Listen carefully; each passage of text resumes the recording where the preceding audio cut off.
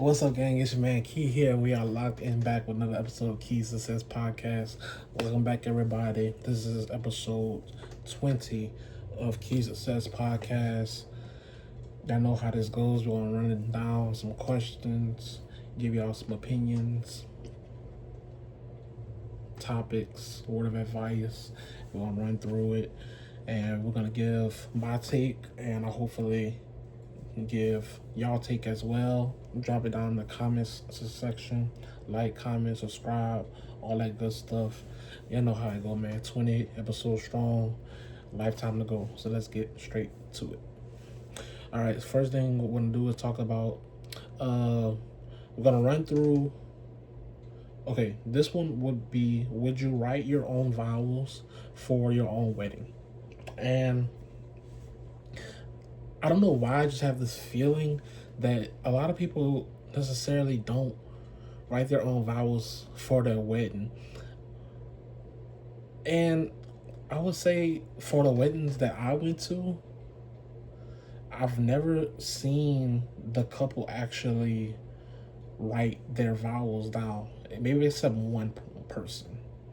But other than that, in terms of the couples just writing and saying their own vows, maybe it's just the fact that they have to remember it, and it's a lot, and it's hard for them to remember. But in terms of that, I guess you only see couples in like movies or TV shows.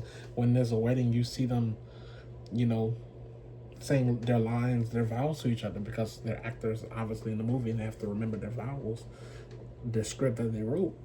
So, but basically, in real life, you don't see it. Now, I mean, it's not a big deal for some people. Some people, they just like the pastor or the person who is, getting engaging the two. They like them to take over and, set up and represent them and how they want to. But I would say for me, at my wedding, doesn't matter if it's short or long, or if I can have the paper or anything that I written on it or not. I'm gonna try my best to speak from the heart in terms of what I feel about that person that I'm about to marry and love and cherish, how I truly feel. And I want the words that I speak into her life, instead of just doing the old regular schmegular, do you take this woman? I do. Just something I want at my wedding. Everybody's different. You could be different in terms of what you want at your wedding. But y'all, let me know. Would you write your own vows for your own wedding? Or would you just skip that part? How important is that to you at your wedding? Ladies specifically. Because guys, I know for some people it's just like, hey, we're doing this to get married and everything. But a lot of people say, hey, it's the most important day in a woman's life, which is sometimes true. So ladies, y'all let me know how y'all feel about that. Is that something that y'all would like at y'all wedding, to speak your own vows? Next, let's get into let's talk about okay, quick recap since the last time I've been here. WNBA draft. Shout out to all the WNBA draft commitments, I would say. Commitments, people who got drafted. I want to say the WNBA is back as of right now. Yes, we're about to be in May, so yes, it is back right now. Shout out to all of the people who got drafted. Ozzie Fudd. Shout out to UCLA for winning the college basketball championship. NCAA beating South Carolina. Shout out to all of those, I want to say either 5 or 6 women in the starting lineup from the whole UCLA starting lineup got drafted. Shout out to them. Shout out to Lauren Betts, Beast, Rice, all the teammates, Fire. Shout out to all the WNBA teams who got some pretty great talent. Flau'jae, shout out to her. She with the Seattle Storm. Shout out to them. I'm gonna be rooting for y'all, man. I want you to see y'all do great things. Shout out to Angel Reese, got traded to the Atlanta Dream. That's dope. So shout out to WNBA. It was kind of, I want to say, like in terms of Ozzy, I want to say, and sorry if I'm pronouncing your name wrong, Ozzy Fudd. But it was kind of weird for her. Not say weird because she is a great player, straight out of UConn, getting drafted to the Dallas Wings when she played for UConn, same as her current girlfriend that she's in a relationship playing in the WNBA right now on the same team, the Dallas Wings, Paige Beckers. So I wanna say, like, how was the process? How do you think the process went of going into this draft? We get the number one overall pick, and we drafted Paige Beckers.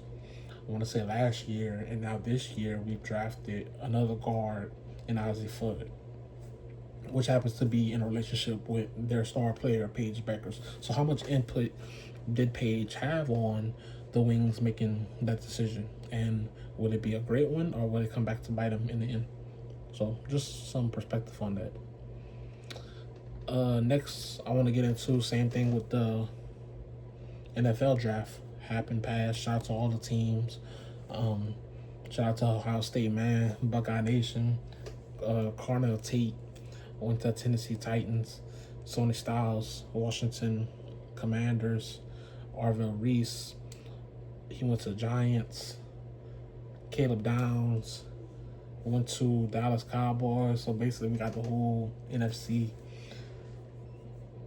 East rivalry with some very good star players that made a home for their teams in the near future. So shout out to them. Shout out to my Seattle Seahawks drafting, I want to say, is it Jadarian Price from Notre Dame also? Hey, man. And for all the other corners, safety, defense, offensive tackles that we drafted, welcome to Seattle, man. Champions. We lost some pieces, but we drafted y'all because it's y'all time now. Step up and make this team y'all team and just ride into the next championship. So that's what we want for y'all. We welcome y'all with open arms, love, respect, and let's grind and let's make things happen on that field for real. So shout out to them. And it was just a great thing to see. Every time when it comes to these drafts, it's always good to see these players' life change for the better. They're living out their dreams, and it's very inspiring if you get to see it. So next, let's get into WrestleMania. I want to talk for WrestleMania just a bit. I know it passed. Getting on maybe a week 2. We're on week 2 of WrestleMania passing, but WrestleMania was good. It was good for the most part. It delivered for what it had to do. It was one of the most, I would say, commercialized WrestleManias that I've seen in a long time. And sometimes that can never be a good thing. I just want the product to always be focused on the wrestlers who are there year round, busting and grinding and performing and just doing everything they can to entertain us, the fans, and that at the end of the day, on their biggest show, they get rewarded with their time and telling a good story, and whether it's feuding with the right person, whether it's getting a championship, whether they want to be a heel, whether they want to be a baby face, whether what they like about that time, that event around the whole year, whether they get their family to come see them on the most important time of their career, whether they love their wardrobe and they love the way the crowd cheers them or boos them. There's a lot of things that go into wrestling, and it's very special for them this time of year. This is WrestleMania is basically like their Super Bowl. So you want the wrestler who's working year round all the time be somewhat appreciative and to give them their flowers in terms of like what they're doing. It's commendable and respected, and it's something that us fans want them to succeed, and we watched them along the way succeed. So shout out to them. Shout out to all of the people who won. Shout out to people who even lost, even though it's scripted. But shout out to them who made the show 10 times better than what it was supposed to be. And shout out to them, man. We've really seen this next generation of star athletes transition to world wrestling, entertainment wrestling, and it's a sight to see. And they're here, going to be here for a long time, and they're here to stay. So shout out to them. Next, let's get into a word of advice, which is basically be careful of the battles you choose to fight for, because war feeds on itself. And that could be very explanatory, in fact, but sometimes it can also be expounded. And it's just be careful who you choose in life to fight for and fight with, because no matter what obstacles, they're inevitable. Problems, inevitable. You know, you're gonna run into some trouble, whether you like it or not, and you want to know that you want to deal with that trouble with the right person, whether it's wasting time or you're sacrificing for someone, or something that you don't think that's not going to happen, or go deep into the future with them. So let's get into, okay, planning to go see Michael Jackson biopic movie, I want to say this weekend. So by the time next podcast drops, I will give my take and review on that. Been getting some spoilers from TikTok. Been kind of watching it, kind of not. And for the most part, everyone loves it because it details, I would say, the theatrical part of Michael Jackson in terms of their performance, in terms of when he was a kid with his brothers, you know, the Jackson 5, and how he grew up and how things were. It didn't really, from what I'm seeing so far in the clips that are showing on TikTok, it didn't really, not showing all the bad sides and bad parts of his life. You know, they're saying how his father was and how he was the ultimate head of the household, leader, made decisions and everything, even if it was detrimental to the group or their children, Michael in general.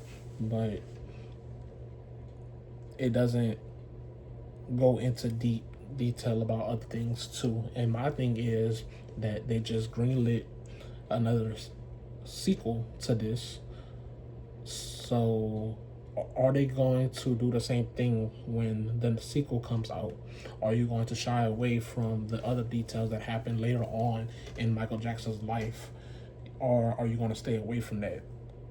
Are you going to tell the true biopic version of Michael Jackson's life? Or are you just going to pick and choose certain things so you won't upset, or you won't, you know, upset the fans or audience of people who actually love Michael Jackson? And I understand that, but at the same time, if you want respect on the film of what it really is, you're gonna have to tell everything. If not, then don't do the movie, or don't do the biopic of Michael Jackson. Either tell the whole truth, or just leave it alone and tell nothing at all. Look at Ray and how they showed the good, the bad, the ugly, everything pertaining to Ray Charles' life, and how he had to go through certain things in his life, played by Jamie Foxx, who won an Oscar for his performance. Great, beautiful performance. So, you know, but for the movie makers who probably made this film, they probably, in their eyes, they gotta win. In terms of, we didn't have to show Michael Jackson's, you know, bad parts in terms of his life. The movie did success in the first week. I want to say they reached, I want to say about exceeded the budget of $270 million at the box office on the first week, which was amazing. And I want to say it broke the record for the most grossing start of the week in terms of a biopic movie opening of all time. So, and then it teaches also younger people who doesn't know about Michael Jackson to learn about this iconic superstar while also bringing in nostalgia for the older crowd who does. So, in terms of that, I want to say in their minds, if they thought that this was a success for them, then I'm pretty sure they're gonna try to follow the same recipe for a sequel. So, but my take is, hey, if you're gonna do it, do the whole thing, not just grab bits and parts of it. So that's just my take on that. But I am planning to go see it, and I will have a review for y'all on the next podcast. Let's talk about next. Iceman, Drake. We finally got a date for Iceman, and it is dropping May 15th. So I want to say in about 2 weeks, y'all. No, wait, it's the 29th. First, 7. Yeah, in about not this Friday, three Fridays from now, we're gonna get Iceman dropping May 15th. I'm excited. If you guys haven't seen the rollout, obviously they found it by now. They found a date. It used a big tower block of ice in downtown Toronto, put it on a construction site, and I want to say they literally found it like the next day. Obviously, it was better for the residents of the city of Toronto to find the clue of the release date of the album as soon as possible, because someone could have seriously got hurt. Like, it was some next level ice sculpture type of thing, which was, I want to say it was about 20,000 pounds of ice, which was crazy. But shout out to Drake, man. Can't wait to see what he's got planned. And I'll say, oh man, Drake lost the battle, whatever, man. It's fine.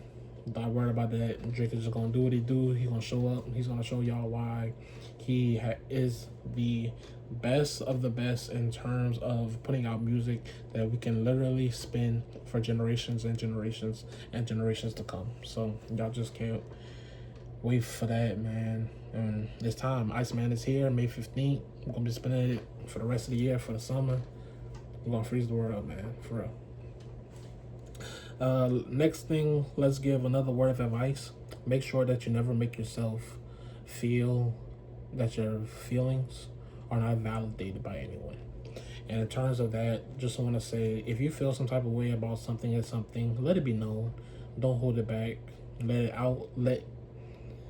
Let your words out, and let it cling to someone or something. Let it out. Let that person feel how you're feeling, because trust me, it is nothing more irritating, annoying than to trying to figure someone out, and someone just trying to feel out their emotions, walk on eggshells, figure out their mindset, their attitudes 24/7. We just want communication. We just want our feelings to matter and be concerned and validated by someone, and that we love and appreciate it. And if you can't do that, then you don't deserve us, in a sense, or yourself.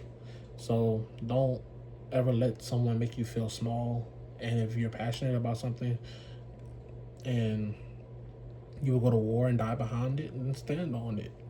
It's only you can believe in the things that you want to believe, and it's no one right to take that away from you.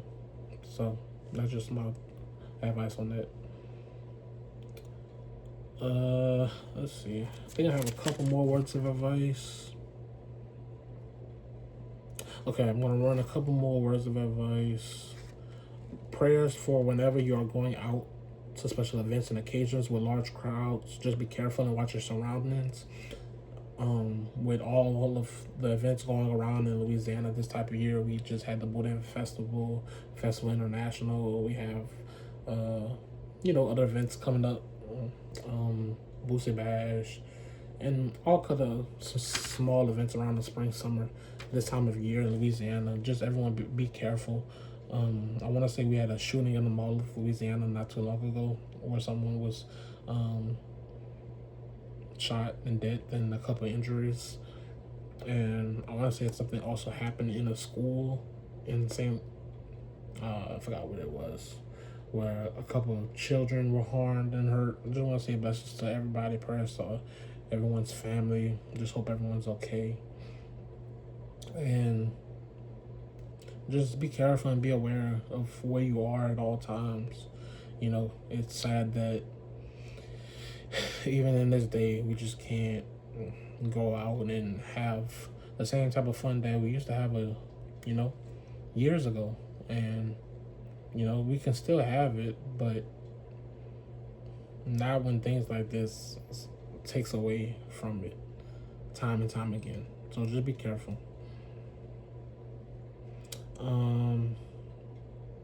Let's see. Okay. Got another one. Sometimes not helping someone and coming to the rescue all the time is, in a sense, a fact. Really, truly helping them ideally. And sometimes it's tough love.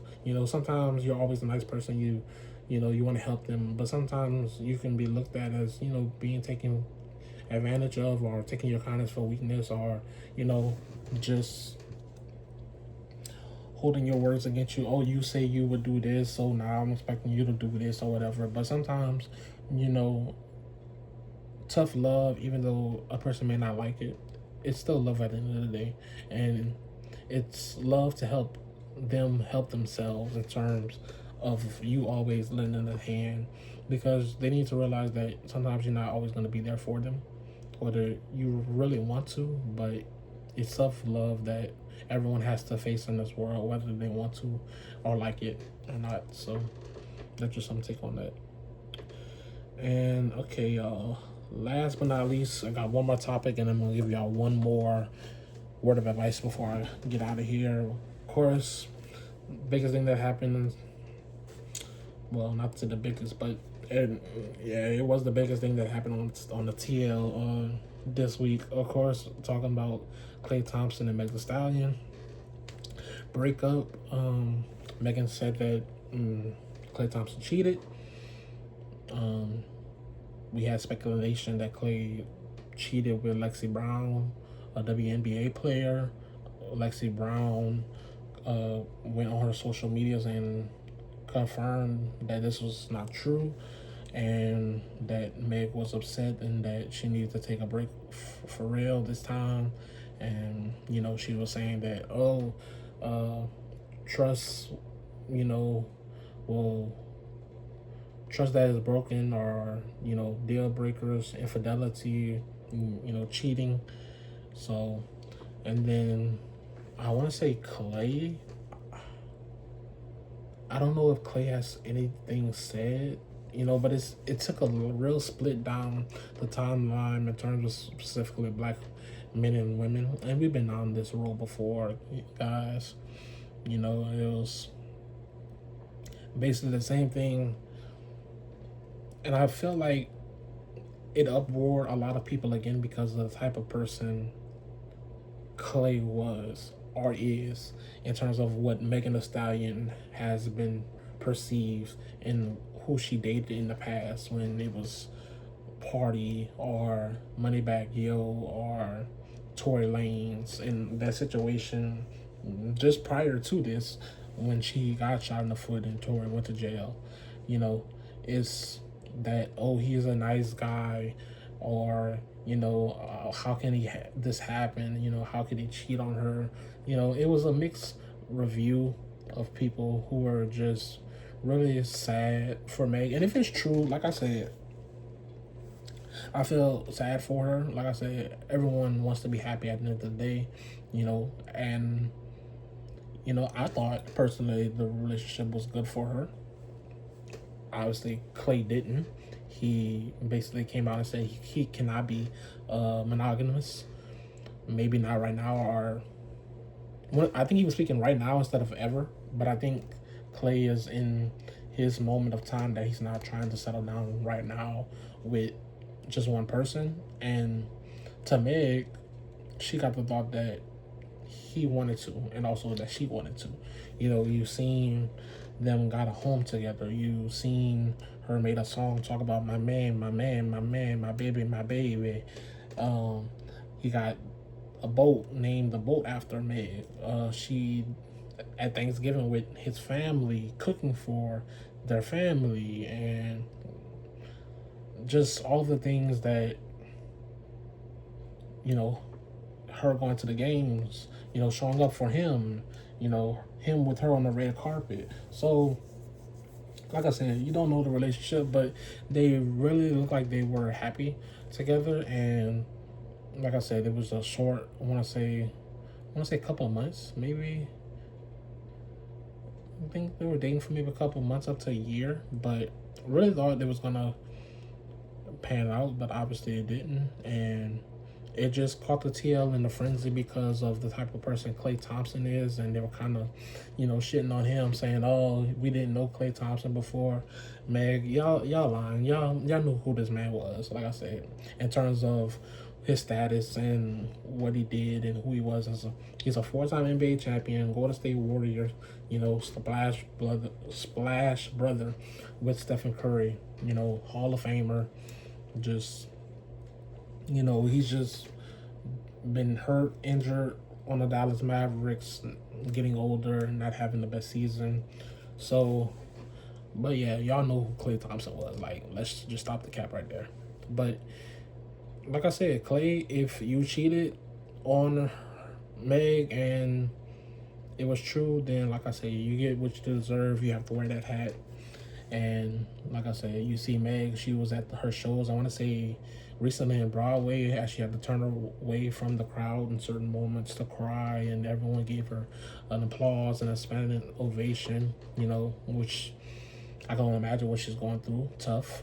And but some people aren't giving sympathy and or empathy on both sides when it comes to Meg, because Meg, you just had that situation with Tory Lanez in an interview where you lied about what was happening with Tory, whether or not people could believe you if he really shot you, or that you lied about being in a relationship and having sex with him. So that was one. That's why people are not showing you enough empathy or sympathy on your side. And in terms of Klay, in terms of, well, every time you say that, hey, this person, yada, yada, yada, this cheated on me, especially of how their relationship was viewed to the public in a broad sense, like we could see this happening in real time, then we're gonna bash you for who you are as a person as well. So, and it was just a back and forth on the TL, on the timeline this week. But as I say, I hope both of them find what they're looking for in the future, whether it works out or not. But sometimes you just have to see two sides of a story, and at the same time, but not too often, we get that third side, which is the truth. So, and we sometimes have to figure it out for ourselves and speculate what was the truth behind all that really happened. So, but not to pick any sides or anything, just trying to be transparent as possible. But it's pretty self-explanatory. Like, hey, Klay, if you actually did this and cheated on this person after what she's already gone through and everything,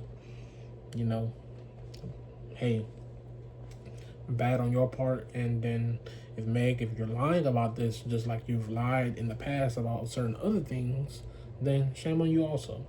So, but at the end of the day, the truth will always be revealed. Whether if it's not us, then it's going to be revealed to that person. And karma is real. What goes around comes around, and we all have to eat words and our actions that we do to other people. Whether we like it or not, when we get into these relationships and what we choose to do to that person, sometimes that changes that person's mindset and their heart. And for some people, that person can never be that same type of person ever again because of what someone else has done to you. And it sucks. But that's just how much power someone has to offer over someone, if you really think about it. And it's scary. And that's why you see a lot of people stay away from relationships and, marriages don't last too long nowadays, and the divorce rates are high, and, but I still feel that love is still out there for everyone. If you're looking for it, you just have to find the right person, and what you're willing to do to get out of what you want is very transparent as well. So that's my take on that, and I'm gonna leave y'all with one more word of advice to bring it home. Enjoy the fruits of God's labor, not your labor. Enjoy the fruits of God's labor for everything that He has done for you, given to you, and will continue to receive for you in the future. Continue to thank Him, praise Him, and thank His holy name in the presence of the Lord Jesus Christ for everything that He has done for me. Amen. And that has been episode 20 of Keisha Says Podcast, y'all. It's been great.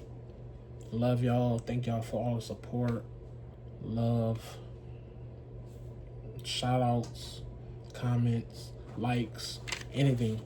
Everything is seen, it's heard, it's welcome, it's characterized. It's just appreciative of how much I love coming up here and doing this, talking to y'all.